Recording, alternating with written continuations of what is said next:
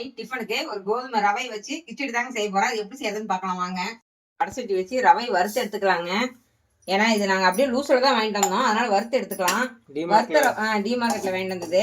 ஏன்னா வறுத்த ரவையும் இருக்குது, நம்ம அப்படியே வாங்கினதுனால நம்ம வறுத்து எடுத்துக்கலாம். எதுக்கும் நல்லா கொஞ்சம் ஒரு 5 நிமிஷம் வறுத்து எடுத்துக்கிட்டோம்னா நல்லாயிருக்கும். ரவை வாசம் வருதுங்க, வாசம் வர அளவுக்கு வறுத்துக்கணும். அவ்வளோதான். இதை எடுத்து ஒரு பாத்திரத்தில் கொட்டி வச்சுக்கலாம். நல்லா கலர் மாறி போச்சு பாருங்க. நல்லா போடும் போது ஒரு மாதிரியா இருந்துச்சு, இப்போ வெள்ளையா இருக்குது கலரு. தேவையான அளவு எண்ணெய் ஊற்றிக்கலாங்க. கடுகு உளுத்தம் பருப்பு, ஜீரகம் எல்லாமே இதில் எடுத்து வச்சுக்கிறேன். ஒட்டுக்க அதிலே கொட்டிக்கலாம். கடுகு உளுத்தம் பருப்பு நல்லா பொரிஞ்சிச்சு. கொஞ்சமாக கருவேப்பிலை போட்டுக்கலாம். ஒரு பெரிய வெங்காயத்தை கட் பண்ணி வச்சுக்கிறேன், அதுவும் வெளியே போட்டுக்கலாம். பச்சை மிளகாய், கொஞ்சம் இஞ்சி, பூண்டு, பட்டை, லவங்கம் இதெல்லாமே எடுத்து வச்சுக்கிறேன். இது அப்படியே ஒட்டுக்கா போட்டுக்கலாம். வெங்காயம் போட்டதுக்கப்புறம் போட்டதா, இல்லைன்னா எண்ணெயில் போட்டோம்னா அது கருகிரும். போட்டுக்கனால வாசமாக இருக்குங்களேன்.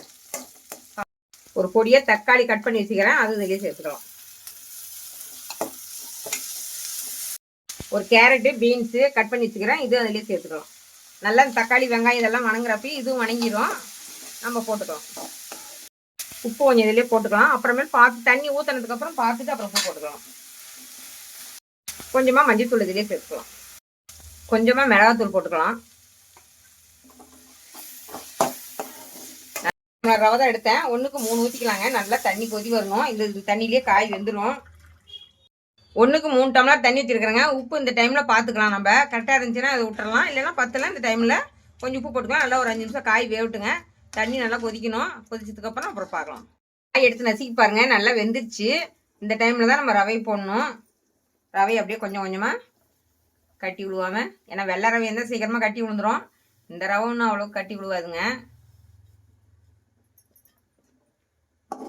வெள்ளை ரவையாக இருந்தால் போட்ட உடனே கட்டி விழுந்துடும். அது ஒரு ஆள் கொட்டிக்கிட்டே இருக்கணும். அவ்வளோதாங்க. அடுப்பு நம்ம கொஞ்சம் கம்மியாக வச்சு, நம்ம தீ வந்து கொஞ்சம் அனல் கம்மியாக வச்சுக்கலாம். ஏன்னா இல்லைன்னா தெரிக்கும். ஏன்னா இப்போ தலைப்பழ கொஞ்சமாக தான் வச்சுருக்கிறேன், அப்பயே பாருங்கள் இவ்வளோ இதாக தெரிக்குது. இன்னும் கொஞ்சம் கம்மி பண்ணிக்கலாம். அப்போ தான் காயும் அந்த நம்ம போட்ட ரவையும் நல்லா வெந்துடும். நல்லா வெந்துருச்சுங்க. கோதுமை கிச்சடி. நம்ம கேரட்டு, பீன்ஸ் எல்லாம் போட்டுக்கிறோம், இஞ்சி பூண்டெல்லாம் போட்டுக்கிறோம். எல்லாமே உடம்புக்கு சத்தானது தான். நம்ம வெறும் ரவை செய்கிறதுக்கு பதிலாக இந்தமாரி செஞ்சுட்டோம்னா காரசாரமாக இருக்கும். இதுக்கு சட்னி கூட வச்சுக்கலாம். நான் சட்னினா இது செய்யலைங்க, பச்சை மிளகா மிளகாத்தூள்லாம் போட்டுக்கிறோம் இல்லையா, அதனால் இந்த காரமே போதும். இதுதாங்க நம்ம வீட்டில் நைட்டுக்கு கிச்சடி செஞ்சாச்சுங்க. இந்தமாரி நீங்களும் செஞ்சு பாருங்கள். நம்ம வெறும் ரவை செய்கிறதுக்கு பதிலாக இந்தமாரி கிச்சடி செஞ்சுட்டா நல்லா சூப்பராக இருக்குங்க.